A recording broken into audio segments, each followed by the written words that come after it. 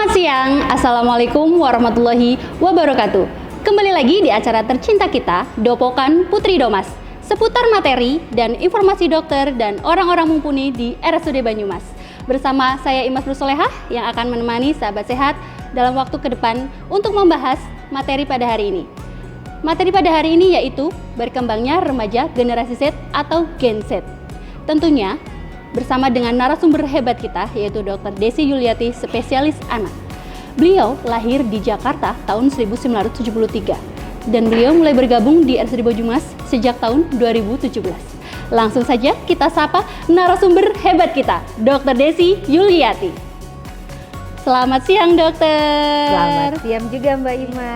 Gimana kabarnya, dokter? Alhamdulillah sehat luar biasa. Secara pribadi saya kenal Dr. Desi merupakan dokter yang sangat ceria, energik dan pencair suasana, dan tentunya selalu sehat ya, Dok ya. Amin amin amin.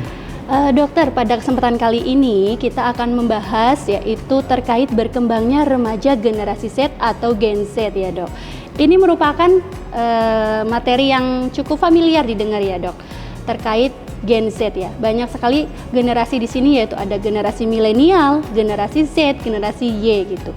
Tapi dari dokter sendiri, Gen Z itu apa sih, Dok? Iya. Oke. Terima kasih. Sebelumnya saya menyapa sahabat sehat di seluruh penjuru masyarakat yang ada di Kabupaten Banyumas dan sekitarnya. Terima kasih, siang hari ini kita akan membahas tentang generasi Z. Untuk di bagian anak khususnya, di mana kita menangani anak itu bukan hanya yang di usia balita, tapi juga sampai usia 18 tahun. Nah, untuk generasi Z yang tadi disampaikan sama Mbak Imas, itu adalah yang lahir kurang lebihnya tahun 1996 sampai 2012-an. Dan kurang lebihnya mereka sekarang sedang berumur kurang dari 23 tahunan.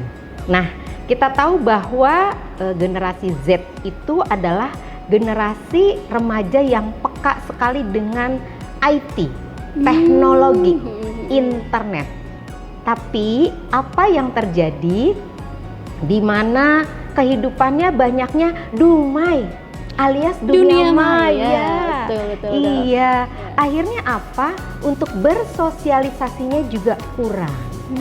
Ya. Mereka terlalu asik dengan dunia maya itu ya, Dok ya. Asik dengan si gadgetnya, si IT-nya itu, baik dengan iPad yang terbaru, kemudian dengan gadgetnya, termasuk juga game-game online yang sekarang sedang marak. Nah, mungkin ayah bunda dan sahabat sehat semua dimanapun berada tentu akan mengerti bahwa anak-anak dengan generasi Z ini pinter-pinter. Iya, betul. Tetapi ada tetapinya, di mana dia sering menatap layar gadget sehingga ada gangguan salah satunya itu di mata. Jadi banyak anak yang baru masuk SMP atau SD ternyata kacamatanya sudah tebal, minusnya sudah berat ya. Kemudian juga kita lihat kalau zaman dulu kalau saya bertemu dengan ada tamu di rumah atau ada orang yang lebih tua, kita langsung nunduk permisi atau kita suatu bentuk kesopanan senyum, gitu ya, Dok, menundukkan wajah. Kemudian kalau kita lihat di generasi Z, anaknya kesannya cuek, ngeloyor aja jalan. Nah, apakah di sini masalah sopan santun perilaku? Iya, kembali lagi memang norma-norma untuk perilakunya itu kembali di perilaku di rumahnya. Tetapi bagaimanapun juga untuk generasi Z ini, mereka sangat peka dengan internet, dengan teknologi yang canggih. Sehingga untuk sahabat sehat semua, termasuk juga ayah bunda yang memiliki anak-anak dengan generasi Z ini, harus waspadalah, karena dunia maya ini bisa juga sangat-sangat membuat anak menjadi tidak peka dengan lingkungan. Ya, contoh untuk sekarang, apalagi sebentar lagi mau masuk sekolah ya, karena kemarin liburan asik dengan dunia mayanya, dengan gadgetnya, apalagi liburan dapat hadiah gadget baru. Nah, kenaikan kelas gitu ya, Dok. Kenaikan kelas, kemudian nilainya gitu bagus, tabungannya banyak, kebetulan papa mamanya juga mau memberikan gadget yang baru, akhirnya asik dengan dumai tadi. Nah, apa yang terjadi salah satunya adalah untuk masalah sosialisasi. Sosialisasi itu sangat penting karena untuk remaja, kita sebut remaja itu di usia di atas 10 tahun. Terutama untuk anak laki-laki, kalau anak perempuan mungkin lebih muda lagi, yaitu di usia 9 tahunan ya, sudah pubertas. Nah, mereka itu 9-10 tahun masih di SD.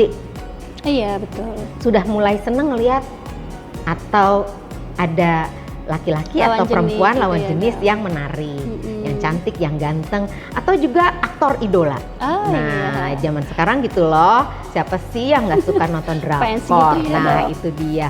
Ada juga yang seneng sinetron tetep ya.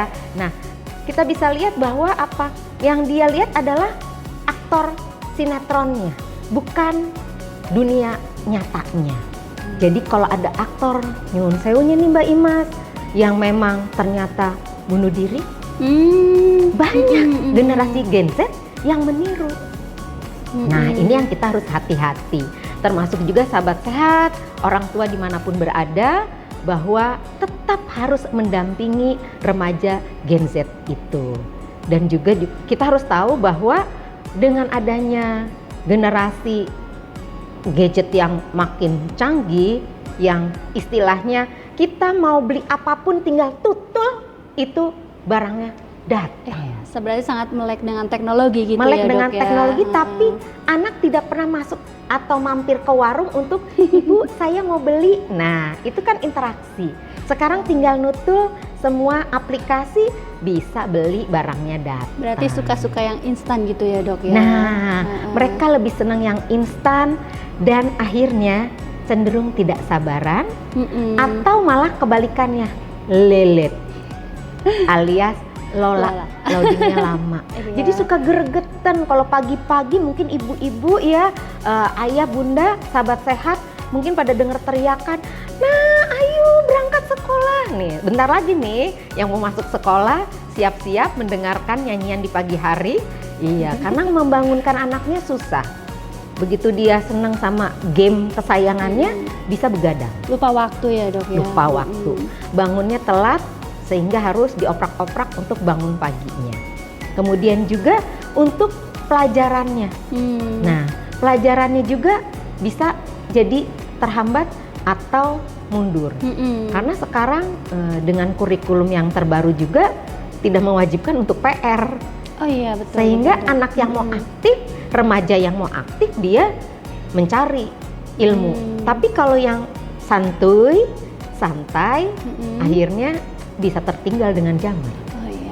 Tapi sebenarnya dari ciri khas tersebut ada kelebihan dan kekurangannya gitu ya, Dok ya. Banyak. Mungkin terkait dari tadi dia melek terhadap teknologi, Betul. kekurangannya karena terlalu asik tidak mampu mengontrol gitu ya, Betul. Dok. Dari dokter sendiri mungkin tadi ciri khasnya kan lebih kepada melek terhadap teknologi ya, Dok. Mungkin ada ciri khas yang lain nih yang biasanya bisa kita tandai pada Gen Z itu apa aja ya, Dok? Iya. Jadi selain tadi dia aktif atau melek dengan teknologi, ternyata anak-anak Gen Z ini juga senang berinovasi, berkreasi.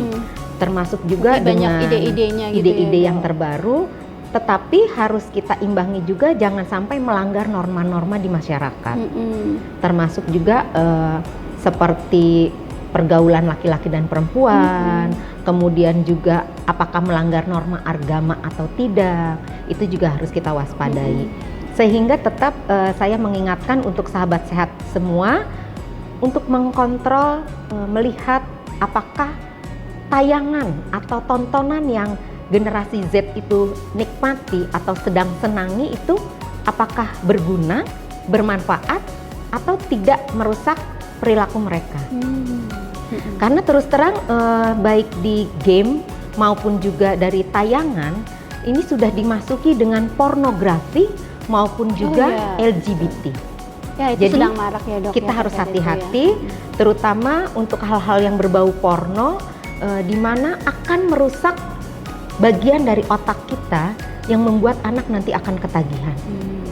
Kemudian juga untuk masalah kekerasan, karena game dengan adegan pukul-memukul itu juga membuat anak terutama yang menjelang remaja menyukai tindak kekerasan.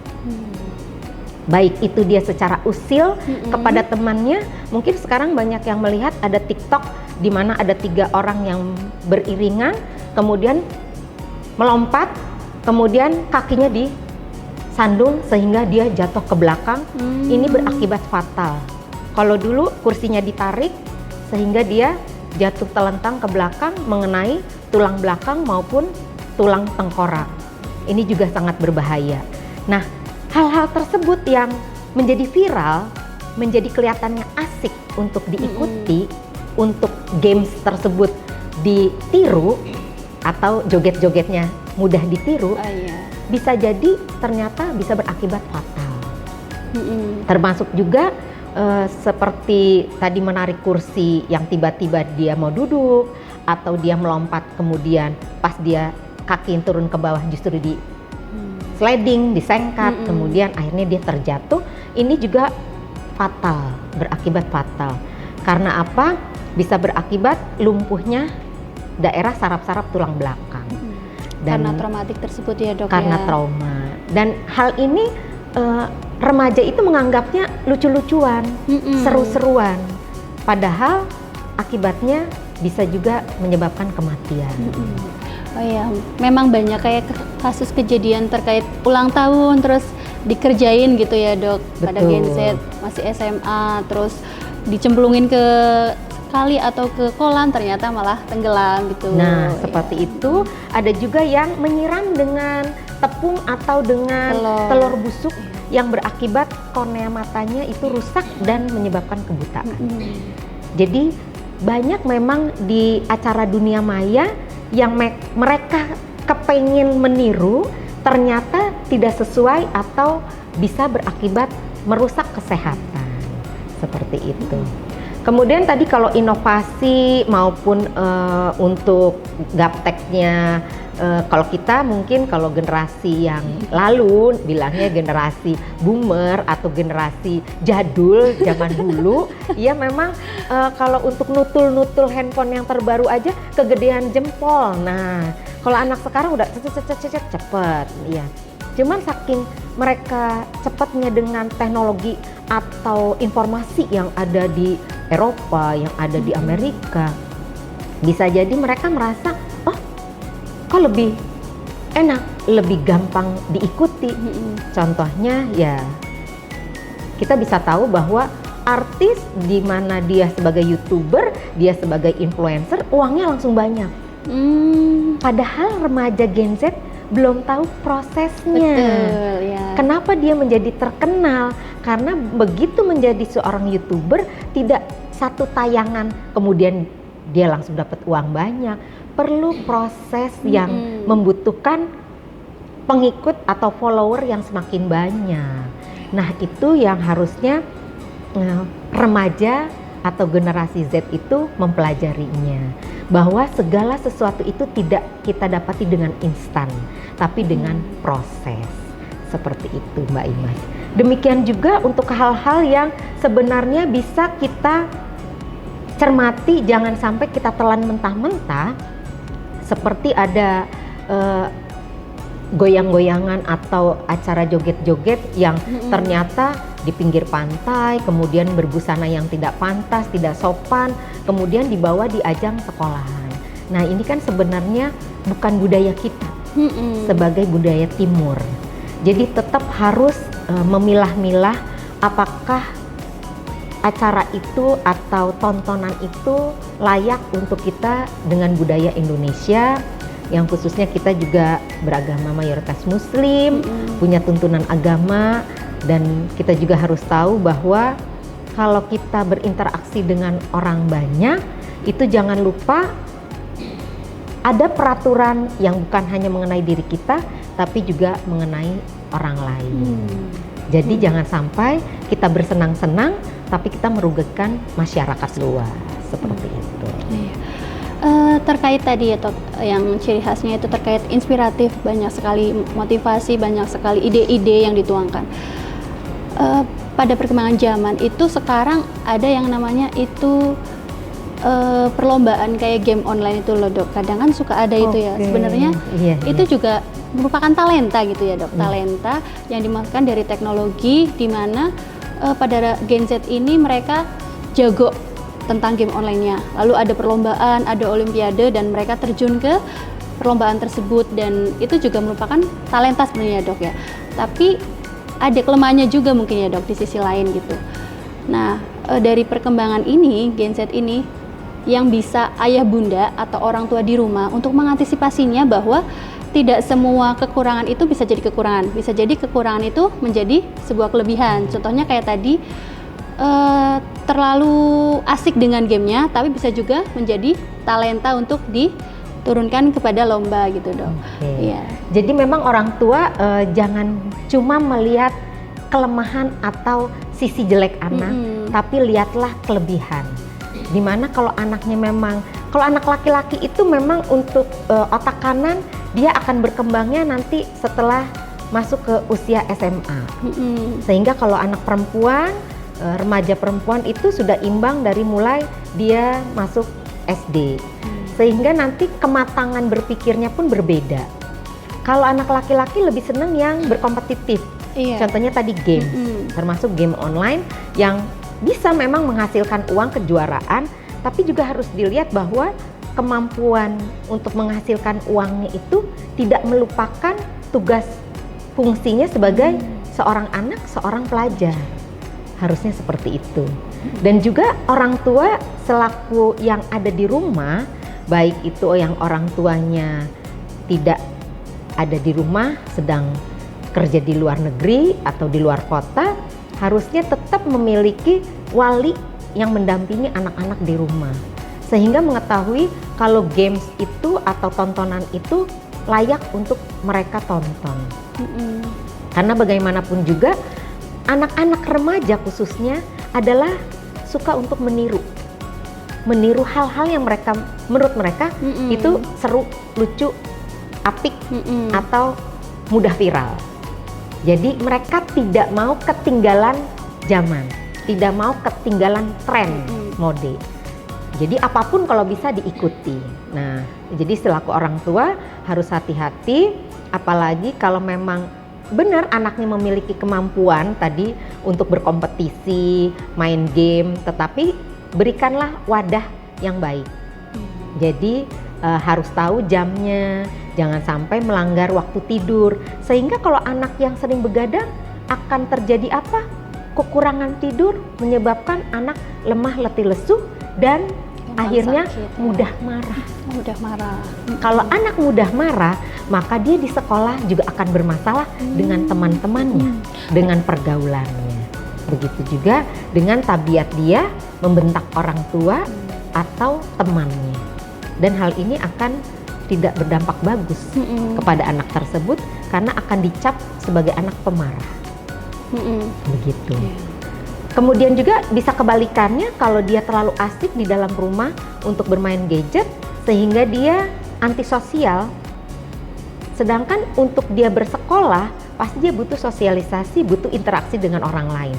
Begitu dia kecentok ada temannya yang dia nggak suka, dia bisa jadi depresi. Nah, depresi ini yang membuat dia akhirnya malas keluar rumah, malas berinteraksi, tidak mau makan, sampai akhirnya banyak kasus bunuh diri karena memang terlalu depresi, tidak punya teman. Gitu. Terkait mental health issue ya dok ya, ada beberapa postingan gitu kadang terkait Gen Z itu identik dengan atau dekat dengan yang namanya mental health issue gitu ya dok ya. Iya, betul.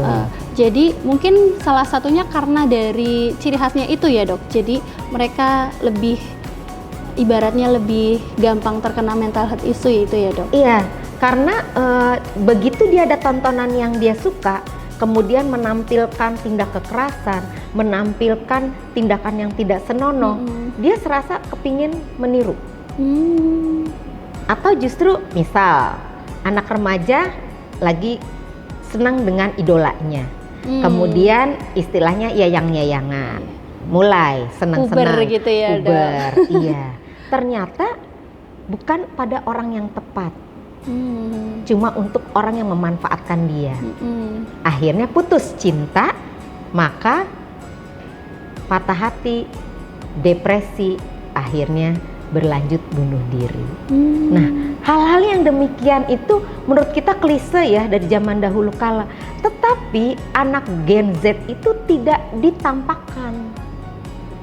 Tahu-tahu di rumah, di garasi, mobil, atau di dalam kamar ada kejadian bunuh diri yang orang tuanya sama sekali nggak paham kenapa anaknya bisa begitu. Iya betul dok. Nah, hal ini mungkin kalau saya cerita sepertinya ekstrim, tapi sudah banyak kejadian.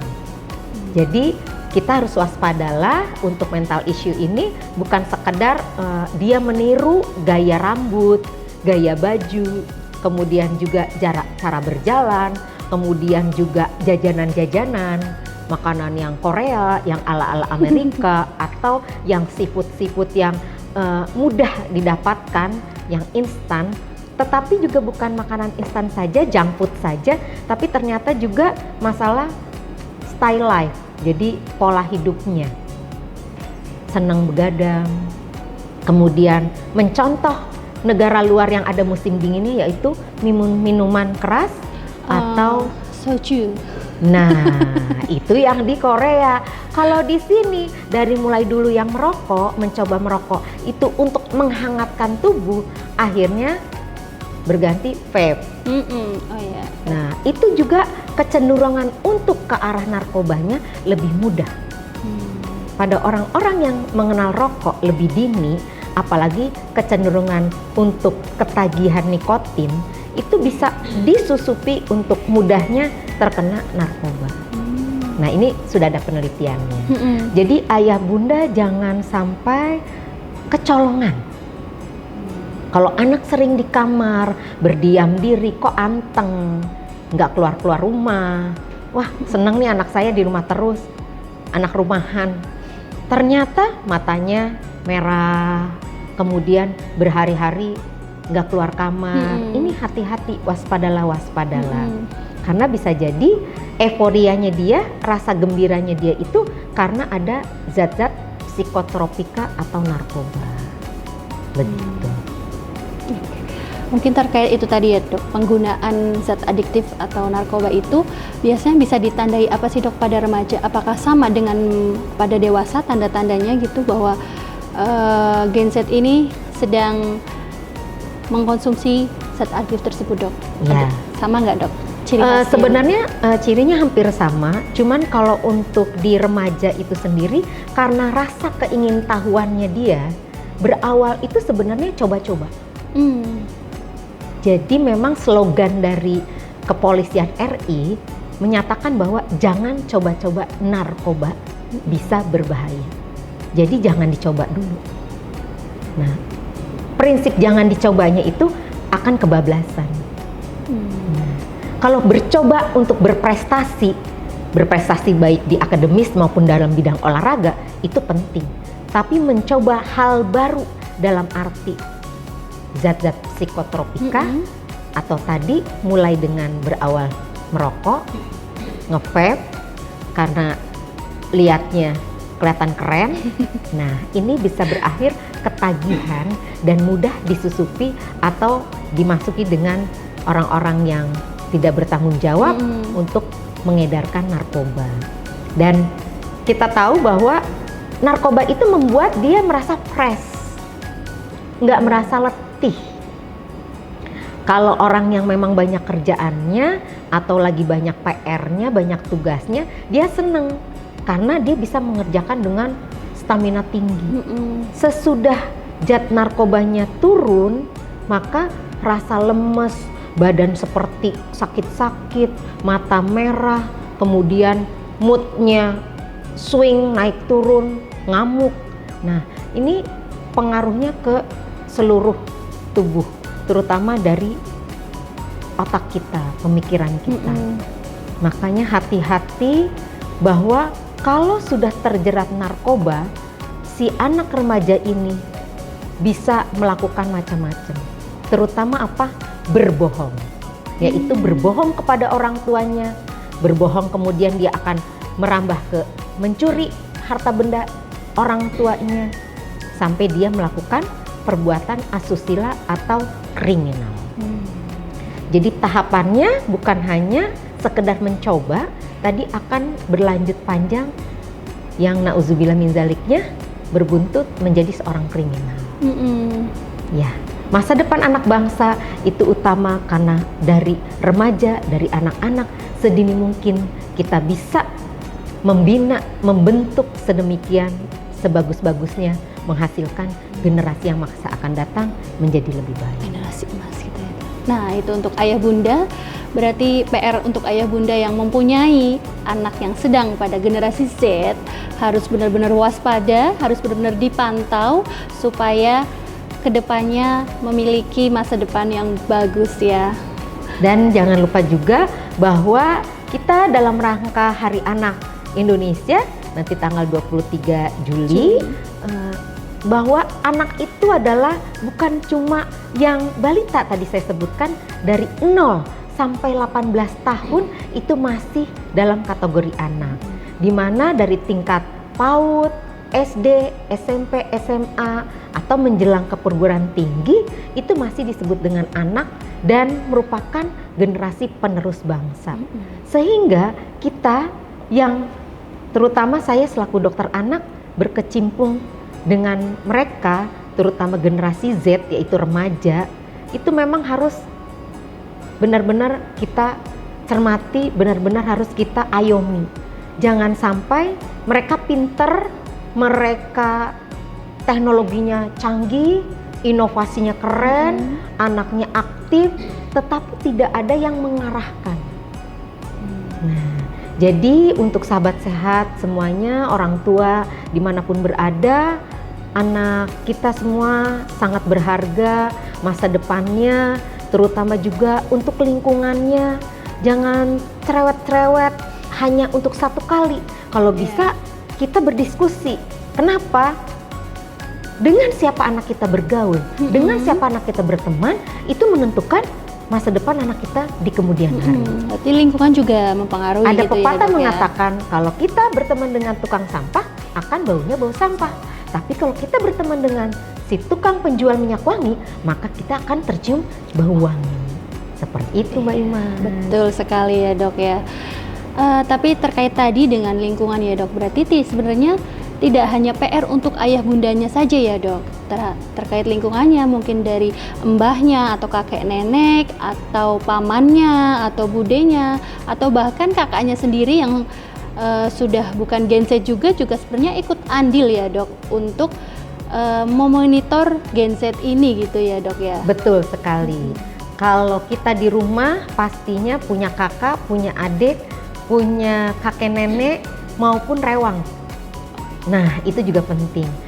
Terkadang nyuwun sewu, untuk masalah pendidikan rewang kurang atau mbah uti mbah kakung juga kurang. Sehingga anak merasa tidak ada yang menemani. Akhirnya dia lebih ikut kepada temannya yang sesama generasi Z. Apa yang terjadi? Bisa arahnya bagus, arahnya benar. Tapi justru yang kita khawatirkan adalah dia melenceng. Dimana game tadi bukan untuk ajang lomba, tapi justru untuk ajang judi online. Nah, itu yang orang tua harus tahu. Kalau tadi saya bicara tentang narkoba, sekarang kita bicara tentang judi online. Itu dengan taruhan yang 1.000-2.000 mungkin lucu-lucuan, tapi ternyata besok-besok handphonenya dijual, kemudian ada gelang atau cincin mamahnya dijual. Nah, jadi bisa sampai ke kriminal juga. Jadi era sekarang itu Mbak Imas dengan generasi Z yang pinter-pinter, jangan sampai kita terkecoh, jangan sampai kita terlena bahwa anak-anak yang pinter tadi masih merupakan seorang anak yang butuh bimbingan dari orang tuanya. Demikian. Dan jangan lupa juga agama itu yang utama. Kalau kita punya anak yang sopan santun dan bahwa dia takut dengan Tuhannya, bukan hanya takut kepada orang tuanya yang galak, maka dimanapun dia berada, apapun yang dia kerjakan, dia berprinsipnya bahwa Tuhan selalu mengawasi dia. Bukan karena ada Pak Polisi, bukan ada karena Bu Guru, Pak Guru yang mengawasi. Iya, betul sekali ya dok ya. Berarti dari orang tua sendiri, karena kalau Gen Z itu pada masuk kepada masa remaja, itu kan memang PR sekali ya dok ya. Jadi ada nilai-nilai yang harus ditanamkan sejak kecil gitu ya dok ya. Betul sekali. Nilai-nilai itu yang sangat penting gitu untuk Gen Z itu, untuk dia sebagai pedoman ke depannya. Selain nilai agama itu apa saja ya dok? Dari mulai agama yang harus ditekankan bahwa agama itu sebagai pelindungan kita baik dunia wal akhirat. Kalau kita tahu bahwa itu sepanjang kita hidup. Kemudian kita juga harus tahu bahwa kalau kita sebagai seorang pribadi yang baik, maka bukan hanya nama kita baik, tapi orang tua dan lingkungan kita juga berdampak menjadi lebih baik. Tapi kalau kita jelek, kalau kita menjadi istilahnya sampah masyarakat, maka tercium baunya, menyesatkan dan membuat jelek seluruh keluarga kita. Dan harusnya sebagai orang tua memang menanamkan bahwa nilai-nilai agama, nilai-nilai norma adat istiadat yang berhubungan dengan etika perilaku itu harus terus ditanamkan, jangan cuma hanya di rumah, tapi bagaimana perilaku baik tersebut dibawa anak keluar rumah sehingga bisa bersosialisasi dengan baik, beradab, sopan, dan juga tentunya dia menghasilkan prestasi di luar sana. Begitu. Ya, pembahasan yang sangat banyak ya terkait tentang generasi Z ya. Mudah-mudahan tadi apa yang disampaikan Dr. Desi ini benar-benar bisa menjadi pedoman buat kita bagaimana dalam menangani generasi Z yang sudah masuk pada masa remaja gitu ya sahabat sehat. Untuk selanjutnya mungkin akan kita bahas terkait kesehatan dari generasi Z ini ya. Ya, dari dokter sendiri kita ketahui kalau Gen Z itu kan lebih kepada asik dengan dunianya sendiri, dengan teknologi. Nah, penyakit yang bisa didapatkan oleh Gen Z ini itu yang umum gitu biasanya apa aja ya dok? Iya, kalau tadi kita membahas bahwa dia senangnya mager alias males gerak, kemudian juga senang melihat untuk gadget, untuk IT-nya, sehingga untuk kesehatan mata, kesehatan otak, nah ini juga harus kita perhatikan. Kalau mata ini tadi minusnya akan makin tinggi, kemudian kalau untuk malas geraknya ini bisa menyebabkan anak gemuk, obesitas, dan obesitas ini bisa berdampak menjadi penyakit metabolik, yaitu kencing manis di kemudian hari, kemudian hipertensi atau tekanan darah tinggi, kemudian juga bisa berdampak gejala stroke atau pecahnya pembuluh darah atau serangan jantung di usia dewasa muda. Iya, jadi hal-hal tersebut bukan hanya terjadinya pada orang yang sudah pensiun, tapi sekarang adalah dengan banyaknya yang lifestyle-nya mager, membuat dia malas gerak, kemudian makanannya instan, sehingga banyak penyakit metabolik yang sering terkena pada orang dewasa muda, di mana pada fase remajanya gaya hidupnya sudah tidak baik. Tidak terasa ya waktunya kita sudah membahas banyak terkait Gen Z atau generasi Z ya. Untuk kesimpulan terkait Dopokan pada hari ini akan disampaikan oleh Dr. Desi. Monggo dok. Ya, terima kasih Mbak Imas. Jadi untuk pembahasan kita tentang generasi Z, di mana generasi Z ini adalah generasi yang sangat melek terhadap teknologi, kemudian juga senang berinovasi dan juga sangat kreatif sekali. Maka jangan sampai generasi Z ini mengalami penurunan budaya atau shock kultur yang menyebabkan dia lupa terhadap budaya Indonesia. Dan pedoman kita adalah tetap berdasarkan agama, bahwa Tuhan Yang Maha Esa selalu melihat kita dimanapun kita berada, bukan karena kita takut dengan polisi, bukan karena kita takut dengan Pak Guru dan Bu Guru maupun orang tua yang galak, tapi kita sebagai makhluk Tuhan dimanapun berada selalu dalam lindungannya. Maka berbuatlah lebih baik lagi sebagai generasi Z, sebagai generasi yang melek dengan edukasi, dengan teknologi yang canggih, maka berbuat baiklah, berinovasilah untuk membuat prestasi setinggi-tingginya untuk keharuman nama bangsa Indonesia. Dan saya Dr. Desi Yulianti, spesialis anak di RSUD Banyumas, siap menerima konsulan dari teman-teman remaja generasi Z. Ya, kita akhiri Dopokan pada hari ini. Kami Dr. Desi dan saya Imas Nur Soleha mohon undur diri, sampai berjumpa di kesempatan berikutnya. Wassalamualaikum warahmatullahi wabarakatuh.